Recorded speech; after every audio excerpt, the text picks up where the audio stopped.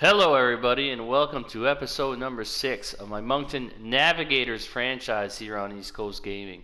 If you missed the last episode, you would know that the Moncton Navigators did make the playoffs in their first season, but sadly, we got bounced out in 6 games by the Buffalo Sabres, who made it all the way to the conference final in the first round. But silver lining here, a bit of a positive. Former Moncton Navigators team captain Justin Williams was traded to Pittsburgh at the deadline, and as you can see, he went all the way to win the Stanley Cup. Mr. Game 7 himself. I think that's his fourth cup. So I'm really happy. I guess I'm really happy for him. But hopefully we can bring a couple of cups in Moncton here in the future. Just real quick here, want to show you maybe some of the progress reports. So Lazarev is an 83 overall. For some reason it showed 82 last time. Something that concerns me a little bit here, and I'm assuming that it's probably injury based. Everything looks good until you go to here. And shot blocking and stick checking are -2. And here, aggressiveness, body checking, and strength are all going down. So that kind of bothers me, but I'm assuming it might be related to his couple injuries that he got. Anyways, we'll have to keep a lookout on that. That's for sure. But he seems to be progressing well offensively. We'll just have to look out for his development, and hopefully he doesn't get injured too much in the next season.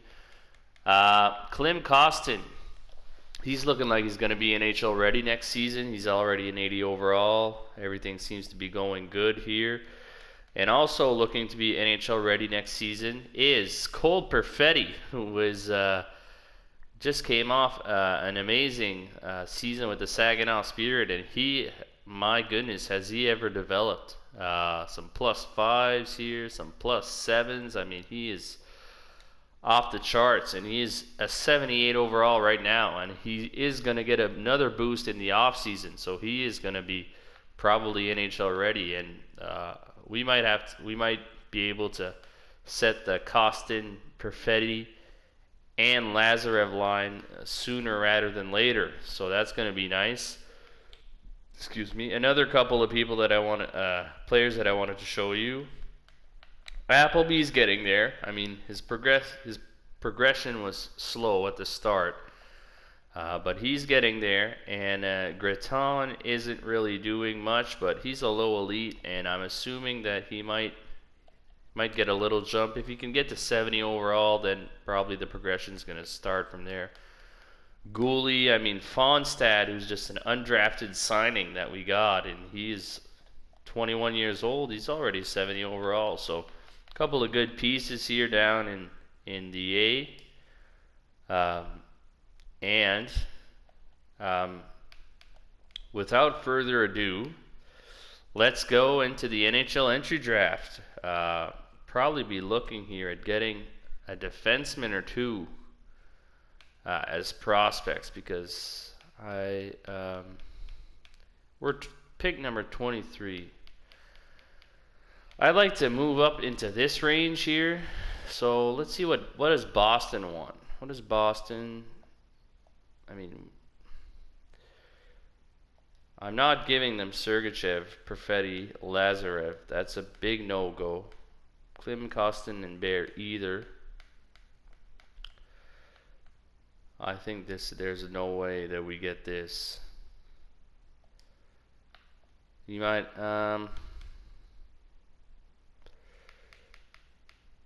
the Senators. What do the Senators want for that pick? They don't want to give it up. They're still in a rebuilding phase here.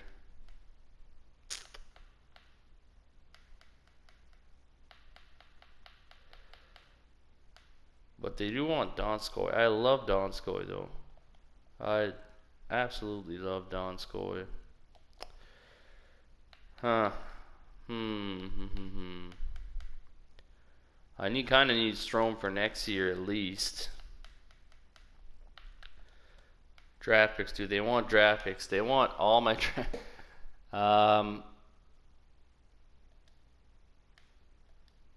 say I give them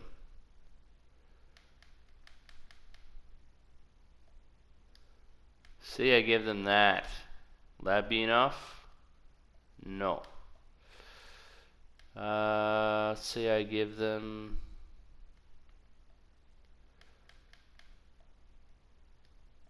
quite close to fair value. Let's just give him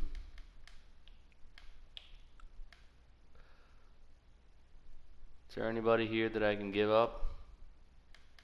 Ramberg, maybe a top 6D medium prospect who I haven't signed yet. How's he doing? He's 60 overall. I don't think he's going to be anything fantastic. Here, let's give him that. They'll take that. So we got pick number 11 now. Kind of know what I want to do with pick number 11. But another thing that I want to do is maybe move up in the second round.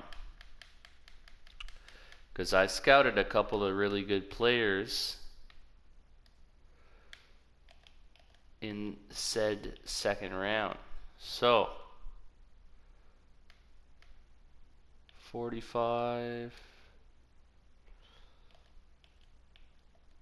What do they want? They have what, 38? Oh, I don't think that'll. Ooh, will that go through? I don't think it will. Oh, it does.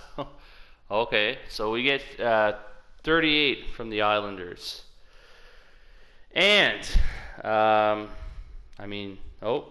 first overall pick, definitely Atu Radi. It's a two-way forward, 70 overall, high elite potential. To be quite honest with you, he's not that good in real life. I can't see him being a high elite in the newest roster update. I didn't check, but I don't think he will be. He's been dropping off quite a bit. Alright, so here's what we got here. We simulated to our pick. So Tanguay looks like the better player out of the two. And of course, the Toronto Maple Leafs got him. So that's just fantastic. Gabrick. This draft isn't particularly strong usually. Ponikarovsky here at 8 would have been an awesome D-man to get, but we were not able to. But looking at that, there's still a lot of D-man left here. We have Hedman. Ooh, Hedman. Ulf Hedman, who was supposed to be gone by this point at number 9, but he's still there. Oh, I don't like making decisions like this. See, I scouted a lot of the D-man in this range. I did not get ready at all for the possibility that I might get Ulf Hedman. He has 3 goals, 10 assists, 40 penalty minutes. He's looking a lot like a defensive. Yeah, he looks more like a defensive defenseman. And is that what I want? Thinking of the team here. A left defenseman, or do I go with Lambos or Clark instead? They're recommending Lambos. Kind of scares me that he just dropped off the face of the earth like that. Nobody picked him. 1 year NHL ETA. I guess we'll take a chance here on Ulf Hedman. And that was a good pick.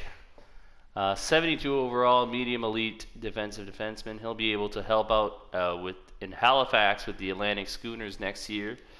And then hopefully we'll get him to the NHL after that. So I'd say he's a pretty good pick. I don't know why he dropped. Just want to see here, Lambos was a 62 overall.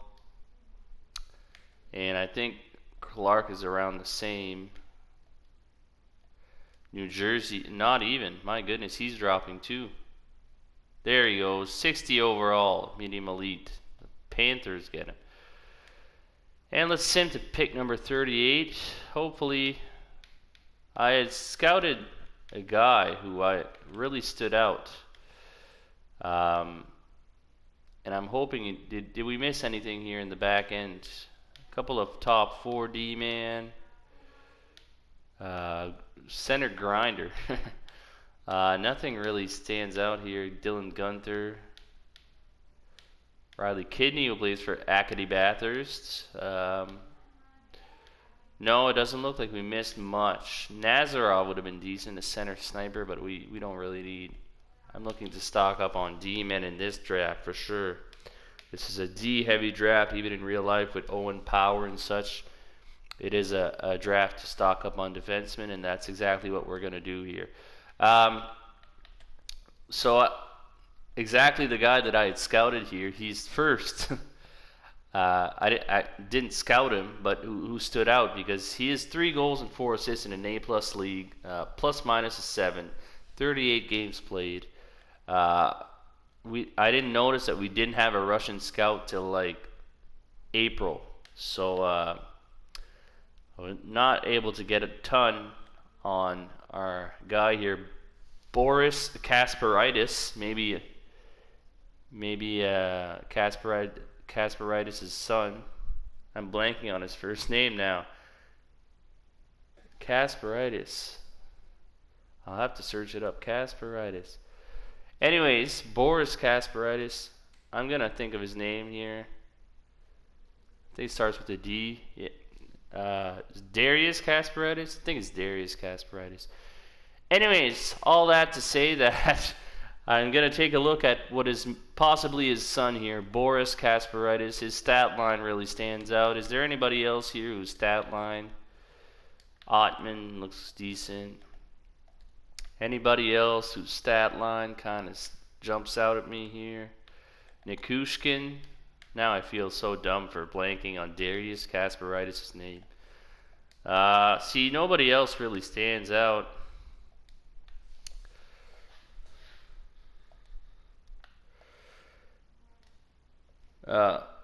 Okay, I mean 66 overall, top 4 D-man. Certainly not upset with that. He looks better than Bergenheim here. He could be something. Am I glad that I traded up to get him? I mean, he's good. He's good. I was hoping for maybe like a low elite like last year. With oh my God, I'm blanking on the name again, but our sniper in the AHL low elite. That's kind of what I was hoping for. It's not what we got, but we did get a decent player, certainly in the second round. And looking at this, he's probably the best player that we could have gotten at that point. Bikov right after was pretty good, but I'm happy with the Kasparidis pick. Now, a second pick in the second round here, and who do we go with now? This is going to be a bit of a toss-up, I believe. I've focused a lot on the defenseman, and it would be time to go for a forward. Which forward do I want? Or do I want to take another shot on a goaltender? He looks... His stats do not look good. Oh, a gem here. Chase Stillman. How is he a gem? Character and work ethic. He is a gem, but... Or do I go with the enforcer here? Do I go with the enforcer? No.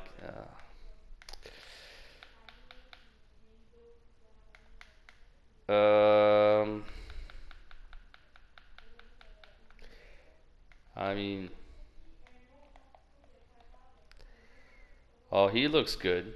He looks good, definitely. I'll go with, I'll take a shot maybe at Matthias Nyquist maybe, or something like that. I'll take a shot at him. Yeah, he's a fringe starter. That's a bad pick. I don't know why I did that.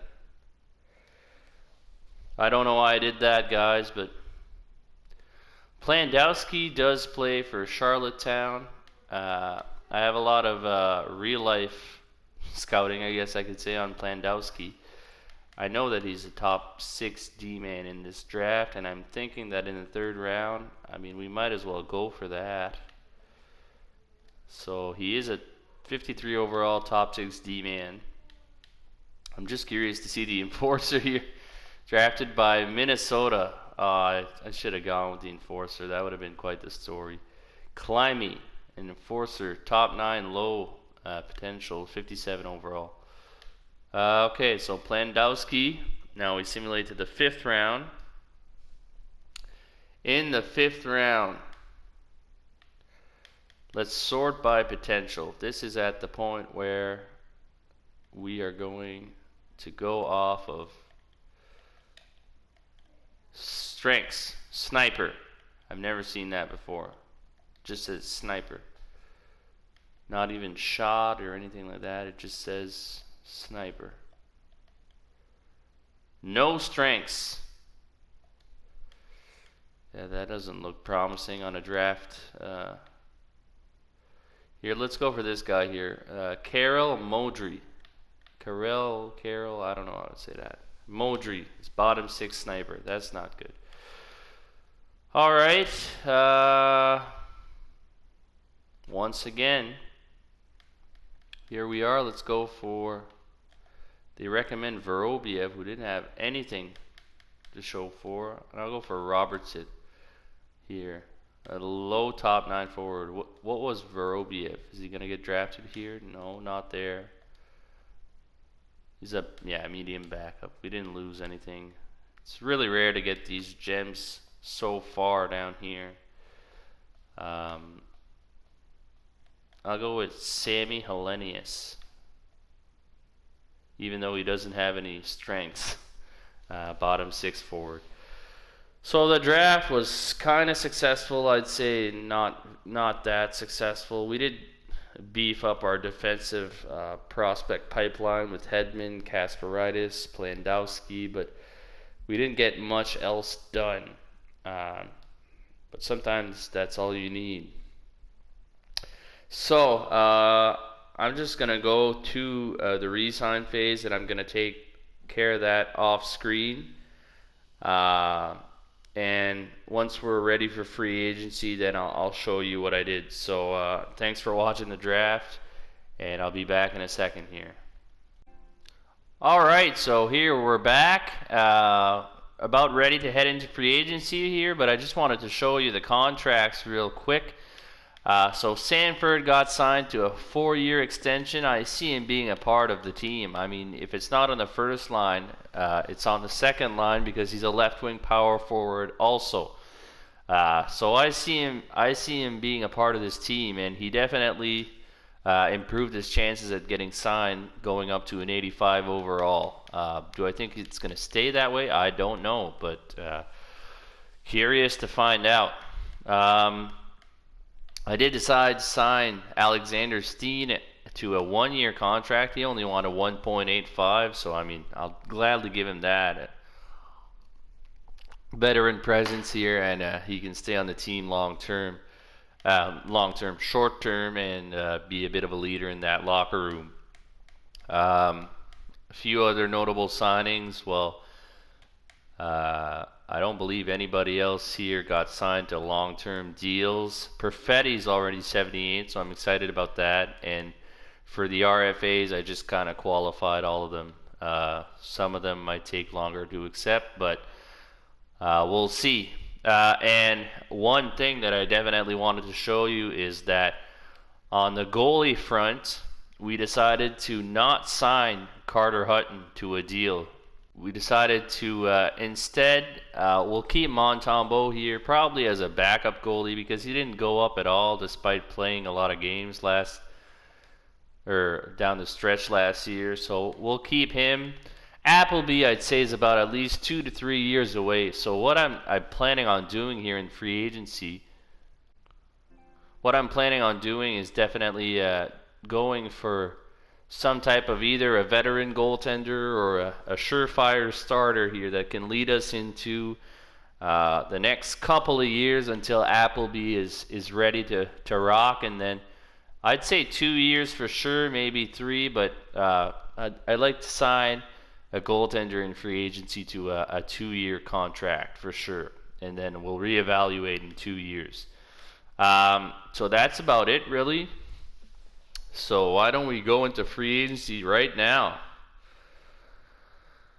Okay, so I have 42 contracts, alright. Sign free agents. Let's go. Let's see what we have. We have Dustin Byfuglien, Tatar, Taylor Hall again. Some teams are interested. Zach Hyman wouldn't be bad, but he's a two-way forward, which kind of ruins the whole thing. Gusev. Let's go into the goaltender market here first, because that for sure I know that I want to sign somebody. I mean, do we go for an elite goaltender, Jacob Markstrom for 3 years, or do we go down here? Do we go with maybe David Riddick? 8.968 percentage. Well, that's not that great. Jake Allen is only 81 overall. The New Brunswick native could come back to his home province and play, but you know what? I'm trying to go after. I'll go after one of these high-profile goaltenders. I'm a Calgary Flames fan at heart, and so let's go for Jacob Markstrom, 7.95 over 3 years. Let's try that. Let's see if he can lead us into the next couple of years. And here, is there anybody that I'd like to sign? Thinking of my team here. We don't have a lot of holes. Maybe on defense. Maybe an extra center wouldn't be bad. I'm thinking of like a Ryan Getzlaf. He doesn't fit on the team. Chris Tierney, does he fit on the team? Forward line 2. I'd like a third line stud centerman. Eric Stahl. Nobody fits on. I'm going to need another coach because nobody fits on this team. This is ridiculous. Nugent Hopkins, he fits on forward line 2. So Nugent Hopkins would be the best candidate so far. Oh, Nick Bustad doesn't fit on anyone. Derek Stepan again. On the bottom 6 forward lines, that wouldn't be bad necessarily. Paul Stastny. Justin Williams, who fresh off a cup win, no. Koivu, forward line 2. I mean, so far the best fit on that line is our former player, Derek Stepan, and you know what? Why not give him a show? Never mind. Yeah, that's what I'll give him. I'll give him 2 years. He found something that clicked in Moncton, and so I would be a fool not to try him out, at least. And a defenseman. Can we get a defenseman in here? Some type of Jonas Brodin. I mean, who's my coach? Nobody fits on any lines. The chemistry sucks. Demers. Oh, Demers fits. Let's go for Jason Demers. I'll give him just a 1-year contract though. 4.5 million 1-year contract. That's a lot for Jason Demers, but since he fits on all the lines, I'm having trouble ignoring that. So let's see. Let's advance a couple days. Edmondson for a 3rd and a 4th. No. Edmondson and VC for a 2nd and a 3rd. Ooh. That looks decent. I mean, he doesn't fit on the team. Does VC fit on the team? You know what? This is a strong draft too. I'm taking this deal. Yeah, I'll have to take it. So Edmondson and VC are off the team. But Demers signs, Stepan signs, and the big fish, Jacob Markstrom, also signs. That's going to be great for next year. And you know what? I think VC can be replaced by a combination of Klim Kostin, and I might just sign some depth winger here just to make sure. Andre Kasha. Why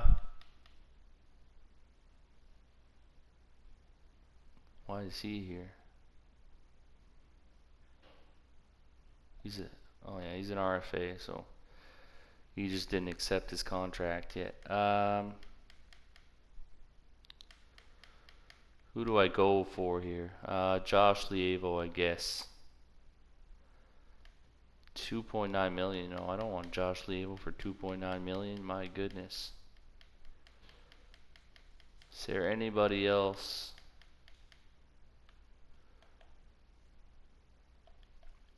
That I will definitely take a flyer on. Warren Fogle. Oh no, he's an RFA. I knew something was up there. McGinn. Brock McGinn. Let's go for Brock McGinn. All right. So if that's, I'll just simulate a few days. See if Brock McGinn's gonna accept his contract here. And we can sim right to next season. Just gonna take a drink here.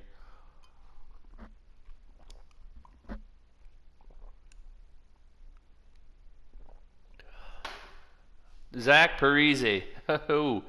So essentially they're giving me Zach Parise for a 6th round pick. You'd have to give me a 1st round pick for me to absorb Zach Parise at $7.540 million for the next 4 years. You must think I'm the worst GM on the planet if you're offering me that trade. I wish you could rate trades like just send back a message to Minnesota and be like, hey, you guys are idiots if you think that, that I'm accepting that trade. Derek Ryan, no. No. Sven Barchi, neither. Jakob Silverberg would be interesting, but I have a lot of snipers on this team already. So we'll just go and sign Gambrell real quick here. So in the system, Gambrell, Lemieux,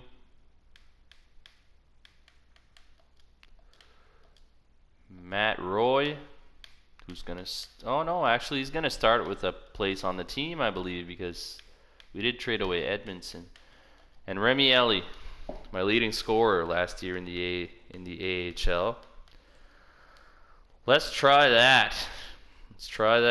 And we'll sim till we get to the screen with the edit lines and the team captains. So everybody accepts, everybody's happy. Derek Brassard, looks like the trade block says we need centerman, but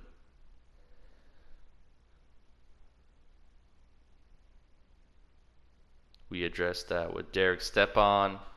I have Ryan Strome, and I definitely want to keep a spot open for Cole Perfetti. All right, so real quick, you can see here, but we're gonna go off screen to handle all of this, and we'll be right back. All right, so let's look at the lines, shall we, for year number 2. So on that first line, we have Lazarev, who's up to an 84 overall. We have Strome, and we have Sanford. So Lazarev, Strome, Sanford. Second line, and here's what I'm saying here with Lazarev, is that eventually Cole Perfetti and Klim Kostin, once they get to be a better overall and we sign a different coach, this is going to be a killer line here. Kostin, Perfetti, and Lazarev. But right now with Gurianov on the wing, they're a +3 in chemistry, so that's definitely going to help. And my third line here is pretty solid with Donskoy, Stepan, and Lemieux. I think that's a solid line.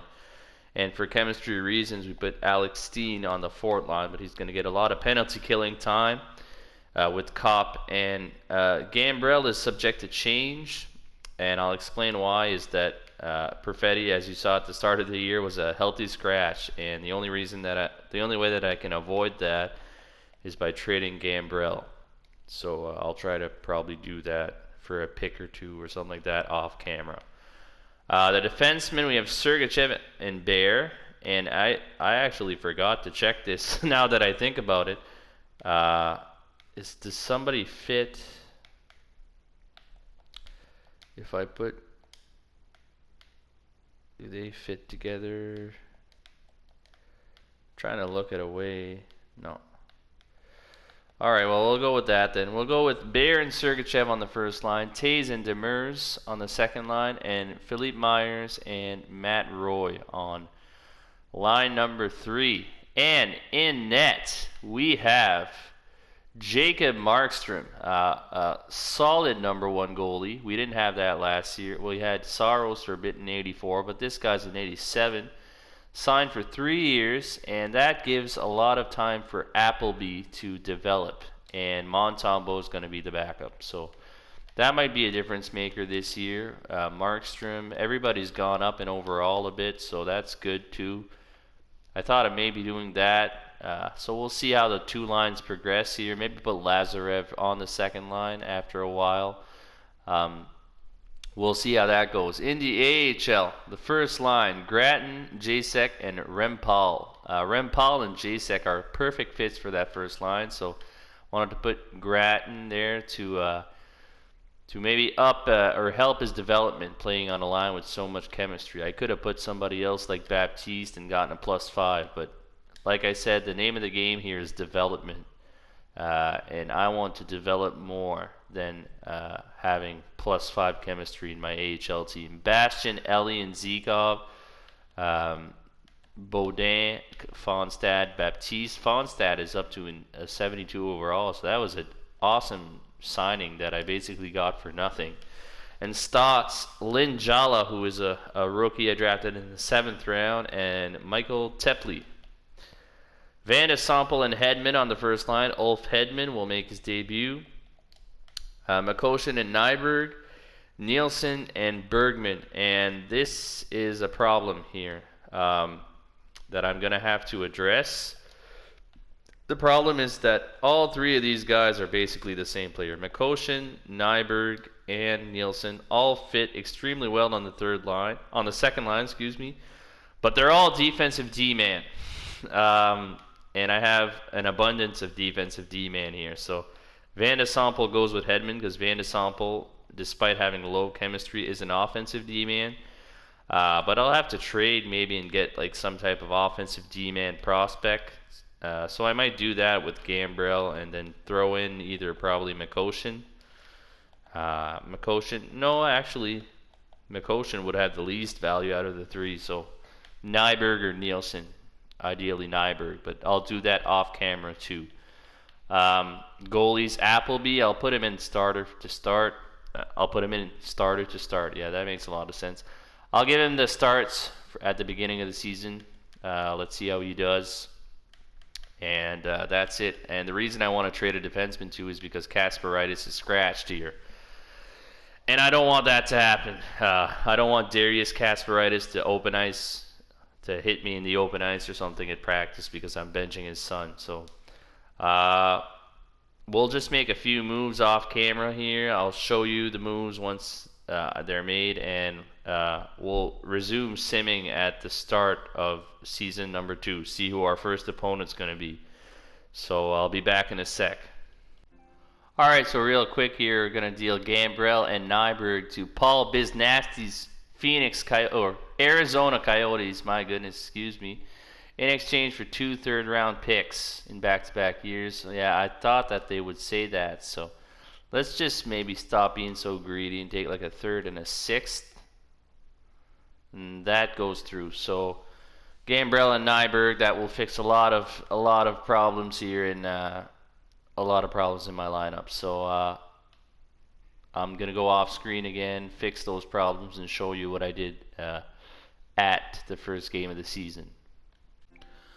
Alright, so we're here at the start of season number 2 here, and our first opponent is going to be John Tortorella and the Columbus Blue Jackets. So let's just show you here the changes that I made in the lines. So Gambrell is gone, like you see, so I added in veteran Brian Boyle, actually, I'll switch him up to the left wing and Steen on the right. So Brian Boyle can come into the lineup and give us that veteran leadership with Steen on the fourth line. So, and I'm sure that they'll be good on the penalty kill too. That's the only change made to the NHL lines. I blank out sometimes. And in the AHL, well, we decided to call up Kostin to the NHL. He can serve as our 7th D-man there because I realized that I didn't have a defenseman scratched. So rather than just bring up someone every time that there's an injury, it saves a lot of time to have a defenseman scratched in the NHL, excuse me. So what I noticed is that by doing that, it gives a lot more playing time to our 3 young prospects here. Ulf Hedman, who's going to be on the first line with Vanda Sumpel, offensive D-man, defensive D-man. Kasparaitis will start on the second line with Andrew Nielsen. And Vero, who we drafted last year and is still only 19 years old, is going to be on the third line with Julius Bergman. I'm assuming he doesn't fit well in the third. No, he doesn't. But that's all right. Vero and Bergman. So those are the changes. And that's going to be it, ladies and gentlemen, for the episode. So in episode number 7 coming up, we will have the start, or this year sim, year number 2. We'll sim till the trade deadline. I'm really excited, with the addition of an elite goaltender, some prospects coming up, Kostin and Perfetti looking to make an impact in the NHL this year. I think this is going to go good. And if we made the playoffs last year, I mean, if we can improve on that and maybe win a playoff series or something, this franchise is headed in the right direction, that's for sure. A lot of young, exciting talent here in the top 6. And in the bottom 6, we got some veterans ready to lead and to play really well defensively. So I'm really excited to see what this team is going to be able to bring this season. So I'll be bringing you episode number 7 shortly because I'm too excited to even wait. But this is going to be it for episode number 6. So like and subscribe if you like what you see. Comment for sure. I love the comments. I want as many comments as possible. And I'll just take the time at the end of the episode here to help in promoting YouTube channels. So I recently ran into this gentleman who goes by the name Old Man Sports on YouTube. And if you want some quality content after watching this, make sure you go check out his Saskatoon Polar Bears expansion franchise. He does a really good job, and he has a lot of knowledge for the game of hockey, so make sure to check him out also. So without further ado, I don't know why I said that, but to finish off the episode here, a little shout out, and we'll see you guys in episode number 7, which will be year 2 sim. Thanks for watching. East Coast Gaming signing out.